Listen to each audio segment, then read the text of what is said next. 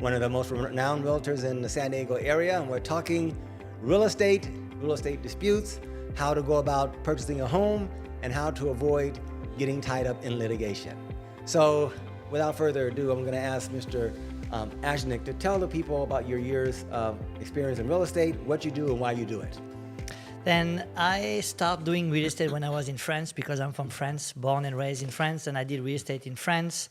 I moved after to Germany, Switzerland, and the UK before to come in California in 2016. And I have my license now since 2020, and I'm helping people to buy and sell houses in San Diego County. Okay, so we have a lot of members of our audience out there who, they want to sell their house, and they're wondering, how to go about selecting a realtor and what's involved in that. So first I'm going to ask you, when you're selling a home, what are the types of things that you want to talk to the client about before you even list the property? I think the first thing is very important is to have a connection with your agent or your clients. That's, I think, the most important, because it's going to be a long process. Sometimes can be a hard process. So you need to have the connection with your clients.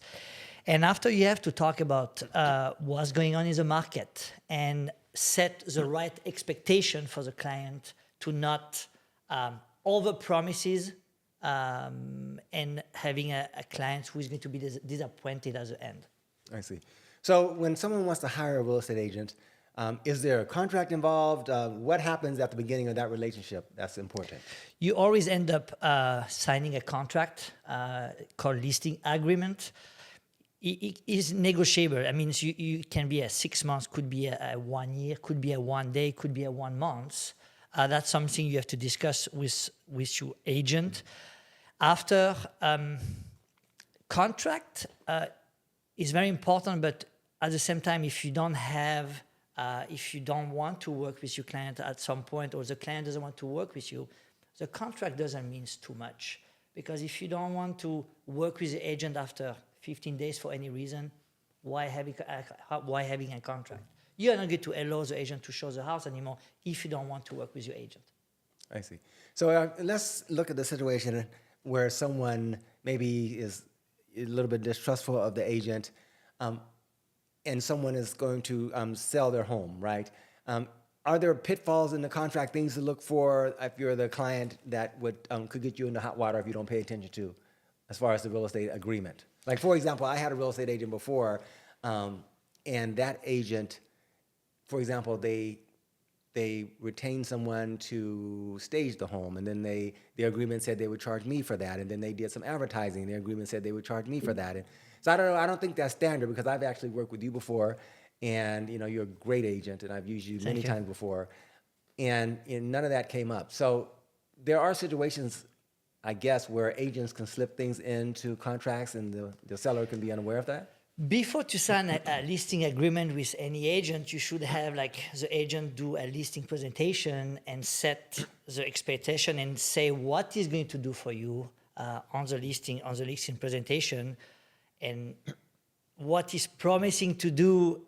He should do, and if he doesn't do it, you should not work with him anymore. You have to be clear on what you're going to do to sell the home sold. And if you don't do it, you shouldn't be able to work for them. Okay, so this we're attorneys, and we always think about litigation, and we try to advise our audience how to avoid litigation. So let's look at a situation where, and this doesn't pertain to you, but someone has an agent trying to sell their home.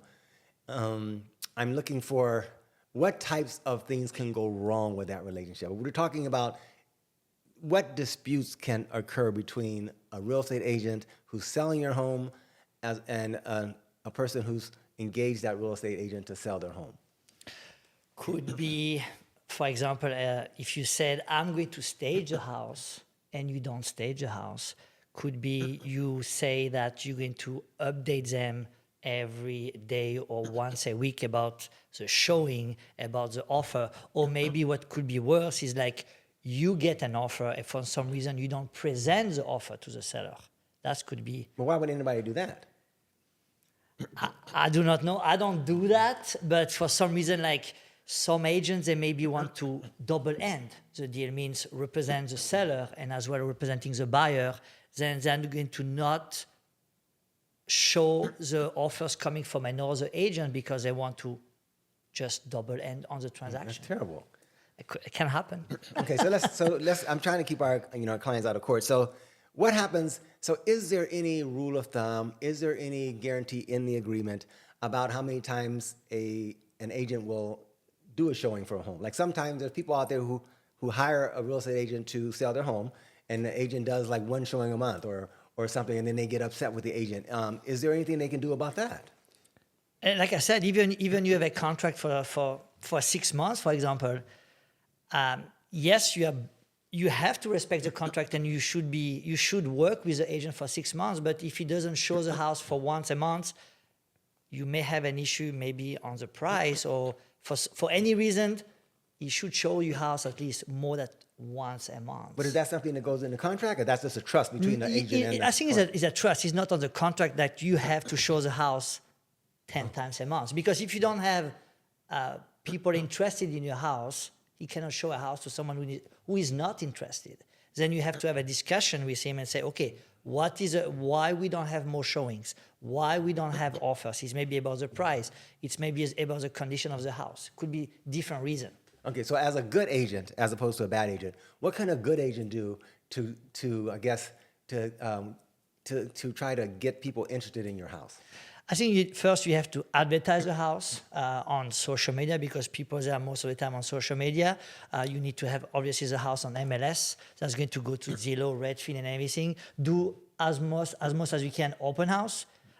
Do, for example, before you're going to go active on the market, maybe invite people from the neighborhood to let them know that this house is going to be for sale. You have to be very active, because today the interest rates are pretty high, then the demand decreases a little bit. Then you have to probably do more advertising and talking more about the house to everyone you know.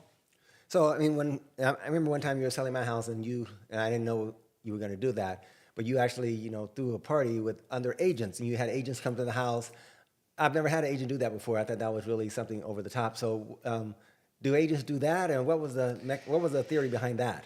The fact because most of the time you're going to have an agent who is going to bring buyers, and more agents that know about the house, or more agents then if people that don't have buyers, they may not come in to see the house, they may not, and maybe if you invite them to your house, they're going to see the house, and they may think about a buyer they may have, or they didn't work for a long time, and the fact they see the house, they may think about a potential buyer, and bring the buyer. It's always good to show the house to many people. Okay, so then, so we're trying to avoid dispute. You have a real estate agent working for a client, and now the client says, I want to sell my house for X amount of dollars. And a lot of times there's a disagreement between the agent and the client about the price that should be set. How do they get around that issue? I think you have to be honest, because if you accept, or if you overprice the house because you want to have the listing agreement signed for any price, the issue will be after 15 days, you won't have any showings, you won't have any offers. Then the client will say, okay, what is the issue? Then automatically the agent most of the time is going to say, oh, because probably we are too high on price. Then what the client is going to say, oh yeah, but you told me that you can sell my house for X amount. Then the trust may be broken at this time, because you overpromises and you accept, and you were not honest about what's going on in the market and what is the value of the home. So then, okay, so you have an agent and you have a client and disagreeing about the price. So is there a situation, and I'm sure like attorneys, there are attorneys who sometimes do the wrong thing, agents that may do the wrong thing. Are there situations, or is there a conflict between the agent and the client? For example, some people say, my agent doesn't care what my house sells for. I mean, it could sell for $300,000 below market. The agent wants to close the deal and get out. Are there oftentimes a conflict between what the client wants to sell the house for and what the agent is willing to accept? Yeah, it can happen, because the client can have an expectation if you didn't tell them the truth, because you just want to have a listing agreement signed to have something to sell, but it's not going to sell. Obviously, the seller won't be happy about that. I go after expired listings, and I would say 99% of the time, it's not about the way the agent advertise or market. It was just a price issue. Then you have to be clear with your client and say, okay, you want to sell your home for X amount, but the comps say that you cannot, but because you want to have the listing agreement side, you're going to say yes. But the issue will come later because you won't have any showing and you won't sell the home. Then the conflict will be, okay, we need to stop right there. Okay, so you made a reference to comps. A lot of people may not know what that is. Oh, so sorry. what does the agent do to basically try to show the client the real value of the home? What do you do to, what is the comp?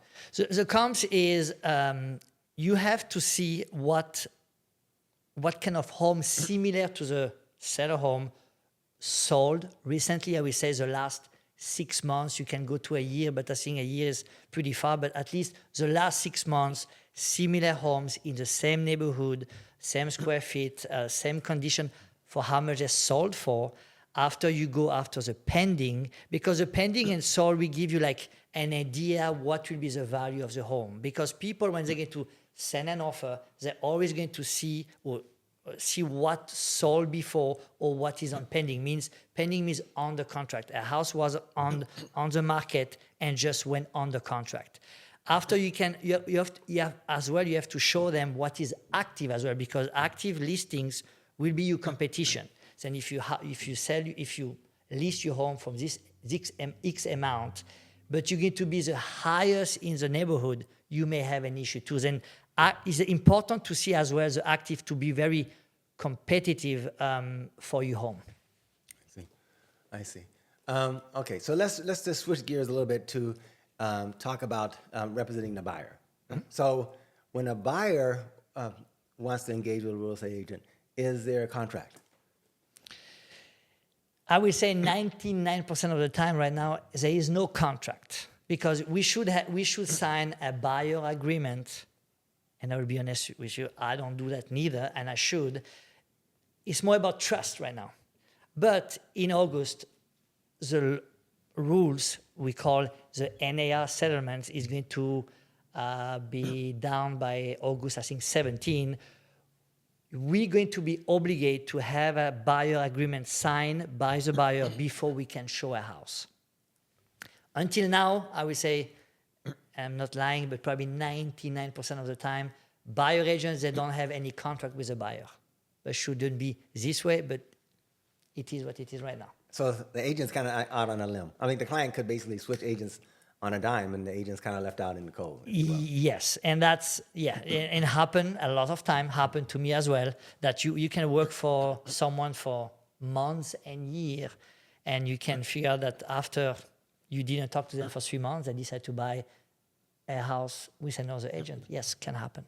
But in August, it's not going to happen anymore because the rules is going to be you have to get a buyer agreement signed before showing any house. Okay. So let's talk about a buyer who wants to buy a home and they're engaging with a real estate agent. What kind of pitfalls should they be aware of? Like, for example, what is the difference? Okay, talk about the things that a good agent will do when trying to present a buyer with a home, trying to show homes, as opposed to what maybe a not so good agent can do. What's the difference? I mean, first you have to, it depends. For some people, they never bought a house. You have to explain the process, how it works, because they don't know about all of the contingencies. They don't know how it works. And it could be very stressful. I think it's important for you to explain to them how it's going to work. After offer accepted and all of the contingencies, the inspections, the appraisers, the loan, then first you have to explain to them how it works. After you have to find them, if you're a good agent, you have to find them a good lender because that's important too. The lender is going to be the key in the transaction for a buyer. Because if you don't have a loan, you cannot buy the house. Then you need to make sure that they're working with a good lender who is going to qualify them and for sure be able to close the deal at the end, because it will cost you money to pay for the inspection, for the appraiser. Then you have to make sure that they're going to be approved. After, I think you have to have an agent who is active, means he's going to look for houses, looking for off-market houses, and looking for the best deal. That's, I think, the key. I see. So then, like I had a realtor before, and I was looking to buy a property in Las Vegas, and I was asking the agent about, the neighborhood because I didn't know anything about their neighborhood, and I was trusting the agent to, fill me in on their neighborhood, and so initially the agent, I found a property and I said, "Is this in a good neighborhood?" He said, "Yeah, sure, it's in a good neighborhood. Let's make an offer." Then the offer didn't go through, and I found another property. And I said, "Is this property in a good neighborhood?" Then the agent said, "This is a great neighborhood." The other property wasn't really that in a great neighborhood. It was just okay. That neighborhood wasn't good, but this is great. So immediately it caused me to lose faith in the agent because he had misrepresented the other property because he wanted me to just make an offer on it, right? So he was in a position where he was not telling me the truth because he wanted me to make an offer. So that's obviously something that buyers have to be aware of. An agent kind of misrepresenting things just to get them to buy. Yes, you have to make sure to work with the right agent who is not going to think about the paycheck, but first he needs to think about you. You as a client, you need to be happy at the end and be giving the best advice and the best tips you can. After when you're talking about bad and good neighbor, that's bad and good doesn't mean too much because depends what you're looking for. You have to know what your client is looking for. Bad area, what does that mean? If you're looking for an area, you need to have good schools. It's not because this area doesn't have a good school, it's going to be a bad area. It's probably because this is not what you're looking for. Then you need to know what your client needs. I see. I understand. Okay, so if you're a buyer and you're out there and you have an agent, they're showing you a home, how does that process work? I mean, does the agent just wait for the buyer to say, "Here's a house I like"? What dynamics go on when you're trying to find a home, and what does the agent do in that regard? What role does the agent play? I think it's very important to have someone who is very active because you have to keep showing houses to the buyers because right now it's not easy. The inventory is pretty low. Then you have to, and you may not have your offer accepted after you saw maybe 4 or 5 houses, and you cannot. You have to keep contact with your buyer and try to show them many houses as you can, and send as most as you can.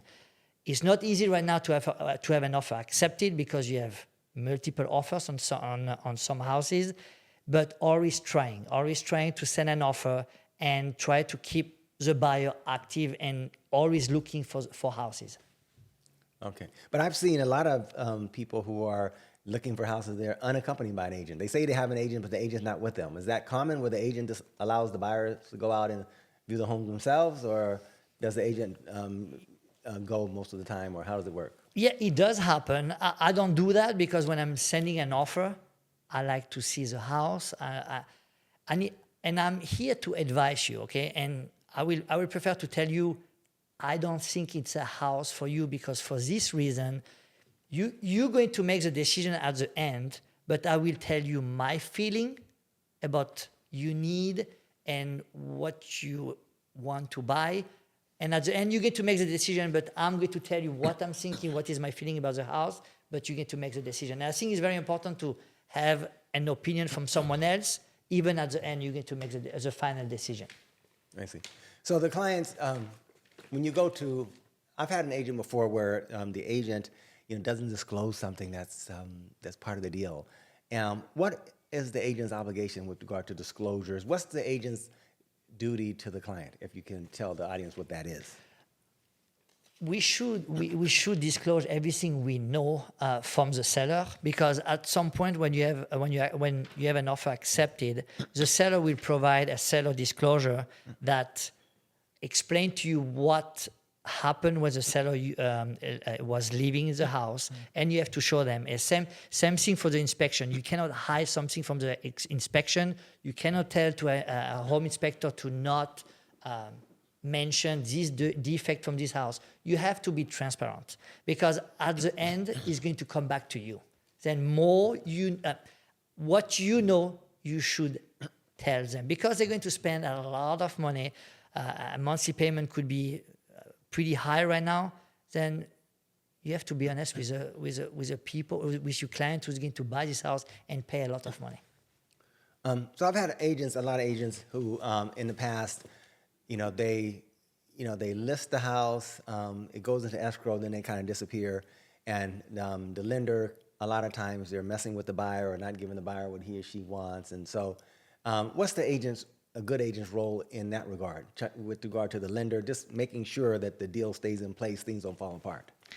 As I mentioned before, on the buyer side, the key is the lender. The lender has the money. If he's not going to be able to close a deal for you buyer, the transaction is not going through. Then you're going to have people that were working for 20 days or 30 days, hoping to move in this house at this date, and you have a lender who is going to tell you that no, we can close because we don't get. We won't get the money to close the deal. Then I think agent and lenders, they should work together. The communication between the agent and lender is crucial. I mean, you have to know when the lender orders the appraiser. You need to know when the lender is going to have the final approval. You need to know that because you need to communicate with your buyer if any issue can appear on the transaction. The buyer needs to know. You need to keep posting your clients all of the time. And what about these, we hear about this all the time, these contingencies. And I've heard clients come to me and they say, hey, I had a certain contingency that I had to remove. The agent didn't tell me. I signed the contract and I was never reminded about certain contingencies that needed to be done. Like the agent let my contingency expire to do this or that. What's the agent's role in that regard? And does that happen often? It can happen, but contingencies are very important because it's going to create some issue and it's going to create some trust issue between the seller agent or the seller and the buyer agent. Then I think it's very important to respect the timeline. Like, for example, if you said you're going to remove the inspection after 7 days, you should remove the inspection after 7 days. Because if you don't do that, you're going to the seller and the seller agent will have a trust issue. We say, why they didn't remove the home inspection, the inspection contingency after 7 days? After you have the appraisal contingency, if you say the appraisal contingency can be removed after 10 days, you need to make sure that when you have your offer accepted, you need to make sure that the lender orders the appraiser. Because in case, for some reason, the appraiser is taking longer than we expect to come to do the inspection, you can show you as a seller agent or the seller that you order at the right time the appraiser. After, you don't control everything. If the appraiser have been ordered the day after the offer got accepted, but is taking 10 days to come to do the inspection, they cannot blame on you. That's something you cannot control. But you did at least your job as a lender to order the appraiser. I think respect the timeline for everyone in the transaction is very important. Okay, so I know a lot of realtors, and I personally consider you to be the best realtor in San Diego. Amiel. So what makes you the best? Like what does Olivia Ajnik, bring to clients that your competitors don't seem to bring? What is that? First, I love what I do. I love to meet people. I love to help people. And the fact I'm coming from another country, I start from the scratch, as you did. And I respect people when I'm working for them. Then I know I'm going to get paid because they give me the chance to earn their business. And for me, it's no way I'm going to fail, or I'm going to do my best to not fail and make sure, because it's a big project for them. It's a big amount of money. Then I want to make sure I will do the best for them, and I'm always going to think about their best interest. Me, I'm coming after, but I'm going to do the best and respect my clients. Even I need to cancel a transaction because I really think that is not a good purchase, or if I'm representing a seller, that is not a good offer because I don't think the buyer has the ability to close. I will be honest because I'm going to think about the best interest for my client.